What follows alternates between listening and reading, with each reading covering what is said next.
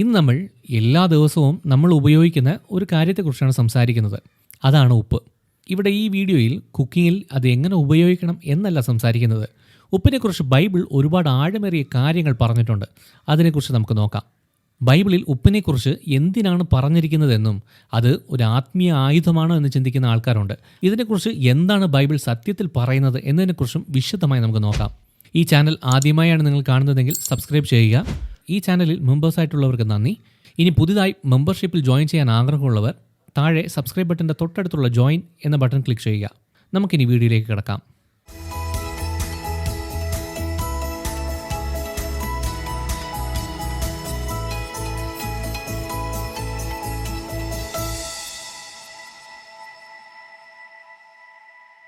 നമുക്ക് ഈ ഉപ്പിനെക്കുറിച്ച് കൂടുതൽ അറിയണമെങ്കിൽ ലേവ്യ പുസ്തകത്തിലേക്ക് പോകണം.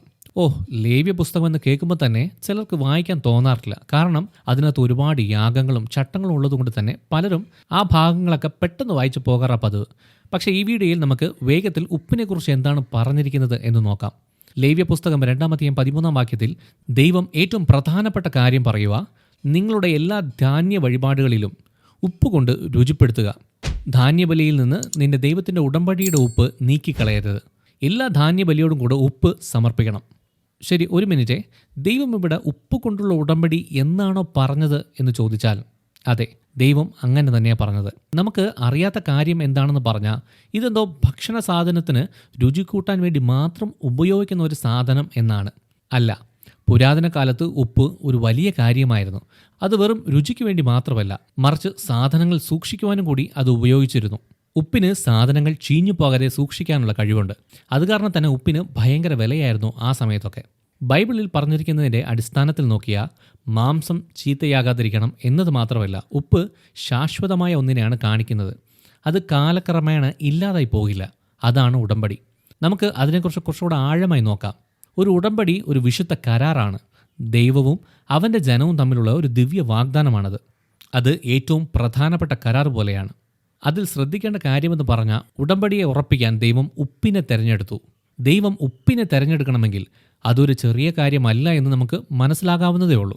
ഉപ്പ് എല്ലാ യാഗങ്ങളിലും ഉപയോഗിക്കും. അത് കാണിക്കുന്നത് ഈ ഉപ്പിനെ പോലെ തന്നെ ഈ ഉടമ്പടി തകർക്കാൻ കഴിയാത്തതും നിലനിൽക്കുന്നതും ശുദ്ധവുമാണ് എന്നാണ്. അത് മങ്ങിപ്പോവില്ല, ഇല്ലാതായി പോവില്ല. അത് എന്നേക്കും നിലനിൽക്കാൻ വേണ്ടിയുള്ളതാണ്. സംഖ്യാപുസ്തകം 18-19 വാക്യത്തിൽ ഇസ്രായേൽ ജനം കർത്താവിന് നീരാജനമായി സമർപ്പിക്കുന്ന വിശുദ്ധ കാഴ്ചകളെല്ലാം നിനക്കും പുത്രന്മാർക്കും പുത്രിമാർക്കും ശാശ്വത അവകാശമായി ഞാൻ നൽകുന്നു. കർത്താവിൻ്റെ സന്നിധിയിൽ നിനക്കും സന്തതികൾക്കും ഇത് എന്നേക്കും നിലനിൽക്കുന്ന അലംഘനീയമായ ഉടമ്പടിയായിരിക്കും. നിങ്ങൾ ആ വാക്ക് ശ്രദ്ധിച്ചായിരുന്നോ? ഉപ്പിൻ്റെ ഒരു ശാശ്വതമായ ഉടമ്പടി. ഉപ്പ് കൊണ്ട് ചെയ്ത ഈ ഉടമ്പടി എന്നേക്കുമായി നിലനിൽക്കാൻ ഉദ്ദേശിച്ചുള്ളതാണെന്ന് ദൈവം അക്ഷരാർത്ഥത്തിൽ അവിടെ പറയുന്നു. അവിടെ ആ സമയത്തുണ്ടായിരുന്ന അന്നത്തെ ആൾക്കാർക്ക് മാത്രമല്ല, അത് എല്ലാ തലമുറകൾക്കും ഉള്ളതാണ്. അപ്പോൾ എന്തുകൊണ്ടാണ് ഉപ്പ് സെലക്ട് ചെയ്യാൻ കാരണം? സ്വർണമോ അല്ലെങ്കിൽ മറ്റേതെങ്കിലും നല്ല വിലപ്പെട്ട സാധനമോ അതിന് ഉദാഹരണമായി ഉപയോഗിക്കാത്തത് എന്തുകൊണ്ടാണ്? അതിൻ്റെ കാരണം എന്താണെന്ന് പറഞ്ഞാൽ, സ്വർണം ഉരുകാൻ സാധ്യതയുള്ളൊരു സാധനമാണ്. വെള്ളി ചുമ്മാ പുറത്ത് വെച്ചിരുന്നാൽ തന്നെ മങ്ങിപ്പോകുന്ന സാധനമാണ്. എന്നാൽ തികച്ചും വ്യത്യസ്തമായി ഉപ്പ് നല്ല സ്ഥിരതയുള്ളതാണ്. അത് നിലനിൽക്കുന്നതാണ്. ഉപ്പ് നല്ല ശുദ്ധമുള്ളതാണെങ്കിൽ അതിന് മാറ്റമുണ്ടാകില്ല. ദൈവത്തിൻ്റെ വാഗ്ദാനങ്ങൾക്ക് പറ്റിയ നല്ല ഉദാഹരണമാണിത്. മാറ്റമില്ലാത്തതും നിലനിൽക്കുന്നതും വിശ്വസിക്കാവുന്നതുമാണ്. പണ്ടൊക്കെ ഉപ്പ് ഒരു വിലപ്പെട്ട സാധനമായിരുന്നു. അതിനുവേണ്ടി യുദ്ധങ്ങൾ പോലും നടന്നിട്ടുണ്ട്. കൂലിക്കാർക്ക് അത് ശമ്പളമായിട്ട് കൊടുത്തിട്ടുള്ള ചരിത്രമുണ്ട്. സാലറി എന്ന വാക്ക് എല്ലാവരും കേട്ടിട്ടുണ്ടല്ലോ. ഉപ്പിൻ്റെ ലാറ്റിൻ പദമായ സാലിൽ നിന്നാണ് ഈ സാലറി എന്ന വാക്ക് വന്നത്.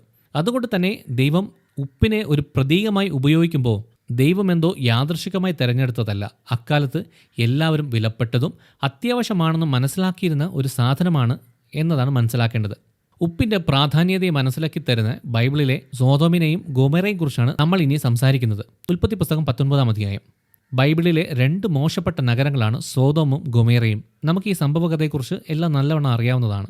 ദുഷിച്ച മനസ്സുള്ള ആളുകളായിരുന്നു ആ 2 നഗരങ്ങളിലും. അതിനെ ഭൂപടത്തിൽ നിന്ന് തന്നെ ഇല്ലാതാക്കാൻ ദൈവം തീരുമാനിച്ചു. നഗരത്തിലെ ഏക നീതിമാനായ ലോത്തിന് മുന്നറിയിപ്പ് കൊടുക്കുവാൻ വേണ്ടി ദൈവം 2 ദൂതന്മാരെ അയച്ചു. ആ പട്ടണം ഇല്ലാതാകുന്നതിന് മുമ്പ് അവരോട് പട്ടണം വിട്ടുപോകാനായിട്ട് പറഞ്ഞു. ഈ ഭാഗം ഒന്ന് നിങ്ങളുടെ മൈൻഡിലൊന്ന് സങ്കല്പിച്ചേ. അവനും അവൻ്റെ ഭാര്യയും അവൻ്റെ മക്കളും കൂടെ ജീവരക്ഷയ്ക്ക് വേണ്ടി ഓടി. ദൂതന്മാർ അവരോട് പ്രത്യേകം പറഞ്ഞിരുന്നു, എന്ത് സംഭവിച്ചാലും തിരിഞ്ഞു നോക്കരുത്. ഇപ്പോൾ കേൾക്കുമ്പോൾ അല്ലെങ്കിൽ വായിക്കുമ്പോൾ നമുക്കതൊരു നിസ്സാര കാര്യമായിട്ട് തോന്നാം അല്ലേ? എന്നാൽ ലോത്തിൻ്റെ ഭാര്യ ഭയങ്കര വലിയ ശബ്ദം കേട്ടതുകൊണ്ടായിരിക്കാം ഒരു പക്ഷേ അവൾ തിരിഞ്ഞു നോക്കിയത്. ഉടൻ തന്നെ അവൾ ഉപ്പ് തൂണായി. ഇപ്പോൾ ഇവിടെ ഉപ്പായി മാറിയത് എന്തുകൊണ്ട്? അവളെ വേറെ എന്തെങ്കിലും ആക്കി മാറ്റായിരുന്നല്ലോ. ബൈബിൾ ഉപ്പ് എന്ന് എടുത്തു പറയാനുള്ള കാരണം എന്താണ്? ഇത് ഒരു ക്രമരഹിതമായ വിശദാംശമല്ല, പ്രതീകാത്മകത കൊണ്ട് നിറഞ്ഞിരിക്കുന്ന ഒരു സംഭവമാണിത്. ഈ സംഭവത്തിൽ ഉപ്പ് ന്യായവിധിയെയാണ് കാണിക്കുന്നത്. ഇതൊരു അന്തിമവും മാറ്റാനാകാത്തതുമായ പരിണിത ഫലമാണ്. ലോത്തിൻ്റെ ഭാര്യ ദൈവത്തിൻ്റെ കൽപ്പന ലംഘിച്ചപ്പോൾ ആ നിമിഷം തന്നെ അവളെ വിധിച്ചു. നാം നേരത്തെ നോക്കിയതുപോലെ തന്നെ ഉപ്പ് സൂക്ഷിക്കാൻ വേണ്ടി ഉപയോഗിക്കുന്ന സാധനമാണ്. അത് വസ്തുക്കളെ ജീർണിക്കാതെ സൂക്ഷിക്കുന്നു. അങ്ങനെയാണെങ്കിൽ ലോത്തിൻ്റെ ഭാര്യ, നിങ്ങൾ ദൈവത്തിൻ്റെ കൽപ്പന അനുസരിക്കാതിരിക്കാൻ തീരുമാനിക്കുമ്പോൾ തന്നെ സംഭവിക്കുന്നതിൻ്റെ സംരക്ഷിക്കപ്പെട്ട അല്ലെങ്കിൽ സൂക്ഷിക്കപ്പെട്ട ഒരു ഓർമ്മപ്പെടുത്തലായി അത് മാറി.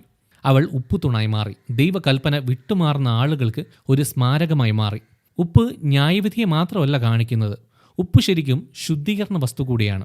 നമ്മൾ ഇന്ന് വൃത്തിയാക്കാനും മുറിവുകൾ ഉണക്കാനും ശുദ്ധീകരിക്കാനും ഉപ്പ് ഏതൊക്കെ തരത്തിലാണ് നമ്മൾ ഉപയോഗിക്കുന്നത് എന്ന് ആലോചിക്കുക. പണ്ടത്തെ കാലത്തിലൊക്കെ ആചാരങ്ങളിലും തിന്മയിൽ നിന്ന് ശുദ്ധീകരിക്കാനും സംരക്ഷിക്കപ്പെടുവാനും വേണ്ടി ഉപ്പ് ഉപയോഗിക്കുമായിരുന്നു. അതുകൊണ്ട് ലോത്തിൻ്റെ ഭാര്യ ഉപ്പായി മാറിയത് ശരിക്കും അത് ന്യായവിധിയെ മാത്രമല്ല ശുദ്ധീകരണത്തെയുമാണ് കാണിക്കുന്നത്.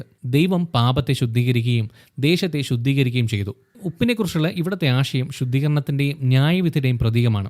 ബൈബിളിൽ എല്ലായിടത്തും ഇത് പ്രതിധ്വനിക്കുന്നുണ്ട്. ഇത് ഇരുതല മൂർച്ചയുള്ള വാൾ പോലെയാണ്. ഇതിന് സംരക്ഷിക്കാനും സൂക്ഷിക്കാനും കഴിയും. മാത്രമല്ല ഇതിന് വിധിക്കാനും നശിപ്പിക്കാനും കഴിയും. സോദോമിൻ്റെയും ഗൊമോറയുടെയും സംഭവകഥയിൽ ഈ നാണയത്തിൻ്റെ ഇരുവശങ്ങളും നമുക്ക് കാണാം. ബൈബിളിൽ പറയുന്ന ഉപ്പ് വെറും ഒരു രുചി തരുന്ന സാധനം മാത്രമല്ല, ഇത് ശരിക്കും ഒരു ആത്മീയ ശക്തി കൂടിയാണ്. ആയിരക്കണക്കിന് വർഷങ്ങളായി ഉപ്പ് ഉപയോഗിക്കാറുണ്ട്. അത് പാചകത്തിൽ മാത്രമല്ല, അടുക്കള ആവശ്യങ്ങൾക്ക് മാത്രമല്ല, അല്ലാതെയും പല ആചാരങ്ങളിലും അത് ഉപയോഗിക്കുന്നുണ്ടായിരുന്നു. സംരക്ഷണം, ശുദ്ധീകരണം, പിന്നെ പിശാച് ഓടിക്കാൻ ഉപ്പിനെ ഒരു ഉപകരണമായി ഉപയോഗിക്കാറുണ്ട്. അതെ, നിങ്ങൾ കേട്ടത് ശരിയാണ്. ഭൂതബാധിതർക്ക് ഈ ഉപ്പിനെ ഉപയോഗിക്കുമായിരുന്നു. ഈ സാധനങ്ങൾ ഭക്ഷണത്തിന് നല്ല രുചിയുണ്ടാക്കുക മാത്രമല്ല, ദുഷ്ടശക്തികളിൽ നിന്ന് ശുദ്ധീകരിക്കാനും സംരക്ഷിക്കാനും ഇതിന് ശക്തിയുണ്ടെന്ന് ആളുകൾ വിശ്വസിച്ചിരുന്നു. സംരക്ഷണം എന്ന ആശയത്തെക്കുറിച്ച് നമുക്കിപ്പോൾ നോക്കാം. പുരാതന കാലത്ത് അശുദ്ധമായ എന്തിനേയും ഉപ്പ് ശുദ്ധീകരിക്കും എന്ന് കരുതിയിരുന്നു. ദുഷ്ടാത്മാക്കളെയും നെഗറ്റീവ് എനർജിയെയും എല്ലാം അകറ്റാനുള്ള ഒരു പുരാതന സുരക്ഷാ സംവിധാനം പോലെയാണ് ആളുകൾ വിശ്വസിച്ചിരുന്നത്. ആ സമയത്തൊക്കെ ദുഷ്ടാത്മാക്കൾ വീട്ടിൽ കയറാതിരിക്കാൻ എല്ലാവരുടെയും വീടിൻ്റെ വാതിലിലും ജനലുകളുടെ സൈഡിലും ഉപ്പ് വിതറുമായിരുന്നു. അങ്ങനെ ഇട്ടാൽ അതുവഴി ദുഷ്ടാത്മാക്കൾക്ക് അകത്തേക്ക് വരാൻ കഴിയില്ല എന്ന് വിശ്വസിച്ചിരുന്നു. അങ്ങനെ വിശ്വസിക്കാനും കാരണമുണ്ട്. എന്താണെന്ന് ചോദിച്ചാൽ 2 രാജാക്കന്മാർ 2-ാം അധ്യായം 19 മുതൽ 22 വരെയുള്ള വാക്യങ്ങളിൽ എലീശ പ്രവാചകൻ അവിടുത്തെ വെള്ളം മോശമാണെന്നും ദേശം ഫലപുഷ്ടി ഇല്ലാത്തതുമാണെന്ന് എരിഹോയിലെ ജനങ്ങൾ എലീശയുടെ അടുത്ത് വന്ന് പരാതി പറഞ്ഞു. എലീശ എന്താണ് ചെയ്തതെന്ന് ചോദിച്ചാൽ അവൻ വെള്ളത്തിൻ്റെ ഉറവയുടെ അടുത്ത് ചെന്ന് കുറച്ച് ഉപ്പ് അതിനകത്തിട്ടു. കർത്താവ് ഇങ്ങനെയാണ് പറയുന്നത്, ഞാൻ ഈ വെള്ളം സൗഖ്യമാക്കി. ഇനി ഒരിക്കലും അത് മരണത്തിന് കാരണമാകില്ല. ദേശത്തിന് ഇനി ഫലപുഷ്ടി ഉണ്ടാകും. ഈ കാര്യങ്ങളെല്ലാം അതുപോലെ തന്നെ സംഭവിച്ചു. ഈ വെള്ളവും ശുദ്ധീകരിക്കപ്പെട്ടു. ആ ഉറവിൻ്റെ അടുത്ത് ചെന്നിരുന്ന് പ്രാർത്ഥിക്കുന്ന സമയത്ത് പെട്ടെന്ന് കയ്യിൽ കിട്ടിയത് ഉപ്പാണ് എന്ന് പറഞ്ഞു ഇട്ടതല്ല. ഉപ്പിന് ഒരു പ്രത്യേകതയുണ്ട്. അത് ശുദ്ധീകരിക്കാനും സംരക്ഷിക്കാനുമുള്ള ദൈവത്തിൻ്റെ ശക്തിയുടെ പ്രതീകമാണ്. ഭൂതങ്ങളെ ഒഴിപ്പിക്കുന്ന കാര്യത്തെക്കുറിച്ച് നമുക്ക് നോക്കാം. ഇവിടെയാണ് കാര്യങ്ങൾ കുറച്ചുകൂടി തീവ്രമാകുന്നത്. പല മതങ്ങളിലും ഭൂതങ്ങളെ പുറത്താക്കുന്നതിനും ദുഷ്ടാത്മാക്കൾ ഉള്ള ഇടങ്ങൾ ശുദ്ധീകരിക്കാനുമുള്ള ആചാരങ്ങളിൽ ഉപ്പ് ഒരു പ്രധാന ഘടകമായി ഉപയോഗിക്കാറുണ്ടായിരുന്നു. ഇത് ഉപയോഗിക്കാനുള്ള കാരണം വളരെ സിമ്പിളാണ്. ഉപ്പിന് ശുദ്ധീകരിക്കാനും സംരക്ഷിക്കാനും കഴിയുമെങ്കിൽ അശുദ്ധമായതിനെ ഇല്ലാതാക്കാൻ എന്തുകൊണ്ട് അതിനെ ഉപയോഗിച്ചുകൂടാ എന്നതാണ്. ആത്മീയ കാര്യങ്ങളിൽ നാം സാധാരണയായി എല്ലാ ദിവസവും ഉപയോഗിച്ചു വരുന്ന സാധനങ്ങൾക്ക് പോലും ആഴത്തിലുള്ള അർത്ഥമുണ്ട് എന്നതാണ് ഇത് കാണിക്കുന്നത്. ആദ്യകാലങ്ങളിൽ മാത്രമല്ല, ഇന്നും ആത്മീയ സംരക്ഷണത്തിനു വേണ്ടി ഉപ്പ് ഉപയോഗിക്കുന്ന ആളുകളെ നമുക്ക് പല സ്ഥലങ്ങളിലും കാണാം. ഏതെങ്കിലും ഒരു മുറിയുടെ കോണുകളിൽ ഒരു നുള്ളു ഉപ്പ്, അല്ലെങ്കിൽ ഉമ്മറപ്പടിക്ക് കുറുകെ കുറച്ച് ഉപ്പ്. മാത്രമല്ല, സംരക്ഷണത്തിനു വേണ്ടി ഒരു ചെറിയ സഞ്ചിയിൽ പോലും ഉപ്പിട്ട് കൊണ്ടു നടന്ന ചരിത്രമുണ്ട്. എന്തായാലും അത് നമ്മുടെ വിഷയമല്ല. ആദ്യകാലങ്ങളിൽ അതിന് എത്ര പ്രാധാന്യം ഉണ്ടായിരുന്നു എന്നതാണ് ഇതിനകത്ത് എടുത്തു കാണിക്കുന്നത്.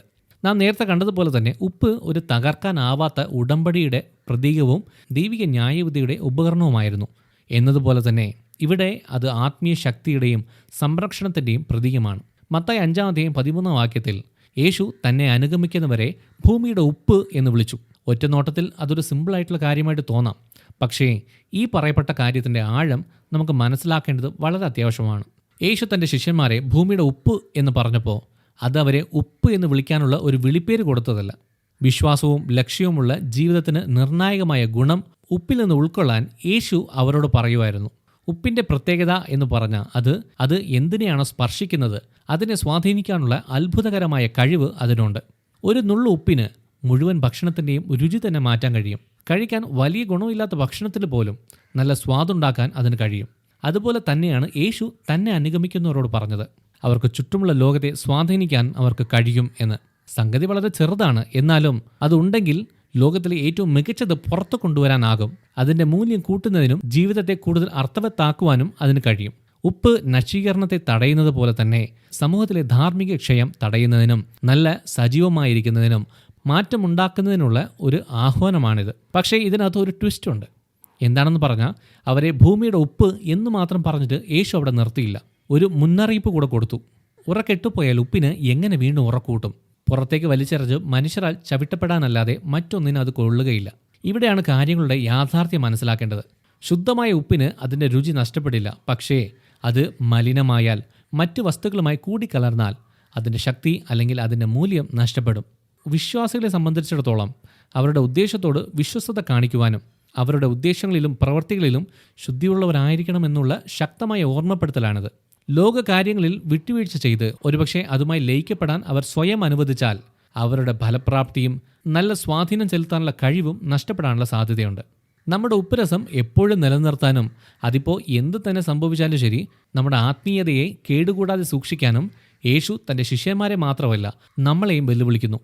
ഉപ്പ് ഒരു ഉടമ്പടിയായും ന്യായവിധിയായും ആത്മീയ യുദ്ധത്തിനുള്ള ഒരു ഉപകരണമായും നാം നേരത്തെ ചർച്ച ചെയ്ത കാര്യങ്ങളുമായി ഈ ആശയം മനോഹരമായി ബന്ധപ്പെട്ടിരിക്കുന്നു. നമ്മൾ എന്ത് വിശ്വസിക്കുന്നു മാത്രമല്ല, ഈ ലോകത്തിൽ ആ വിശ്വാസത്തിന് വേണ്ടി നാം എങ്ങനെ ജീവിക്കുന്നു എന്നതിനെക്കുറിച്ചാണ് ഇത് പറയുന്നത്. നമ്മുടെ ഉള്ളിൽ നന്മയുണ്ടോ? നമ്മൾ മറ്റുള്ളവർക്ക് രുചി പകരുന്നുണ്ടോ? അതിപ്പോൾ എത്ര വലിയ പ്രശ്നങ്ങൾ വന്നാലും ശരി നമ്മുടെ ബോധ്യങ്ങളിൽ നമുക്ക് ഉറപ്പുണ്ടോ? ഭൂമിയുടെ ഉപ്പായിരിക്കുക എന്നതിൻ്റെ അർത്ഥം എന്താണെന്ന് പറഞ്ഞാൽ എല്ലാ സ്ഥലത്തും മാറ്റം കൊണ്ടുവരുന്ന ഒരു പ്രധാന ആളായിരിക്കുക. ഇരുണ്ട സ്ഥലങ്ങളിൽ വെളിച്ചം കൊണ്ടുവരിക. മാത്രമല്ല അത്യന്തം ആവശ്യമുള്ള ഒരു സ്ഥലത്ത് ഒരു നന്മ ചെയ്യുന്നവരായിരിക്കുക എന്നതാണ്. ഇവിടെ ഏറ്റവും പരമപ്രധാനപ്പെട്ട കാര്യം എന്താണെന്ന് പറഞ്ഞാൽ ഇത് ഒരു തവണ മാത്രം കേട്ടിട്ട് ചെയ്യാനുള്ള ഒരു കാര്യമല്ല. നമ്മുടെ ജീവിതത്തിൽ എല്ലാ ദിവസവും ചെയ്യേണ്ട കാര്യമാണിത്. ഭൂമിയുടെ ഉപ്പാകാനും ഒരു മാറ്റം വരുത്താനും നല്ലതും സത്യമായതും സംരക്ഷിക്കാനും ദൈവത്തിന് മഹത്വം നൽകുന്ന രീതിയിൽ ലോകത്തെ സ്വാധീനിക്കാനും നമുക്ക് എല്ലാ ദിവസവും അവസരമുണ്ട്. അതാണ് ദൈവത്തിൻ്റെ ആഗ്രഹം. അത് ഒരു പദവി കൂടിയാണ്. നമ്മൾ എവിടെയായിരുന്നാലും എന്ത് ചെയ്താലും നമുക്ക് ഓരോരുത്തർക്കും നമ്മുടെ സ്വന്തം രീതിയിൽ ചെയ്യാൻ കഴിയുന്ന ഒന്നാണിത്.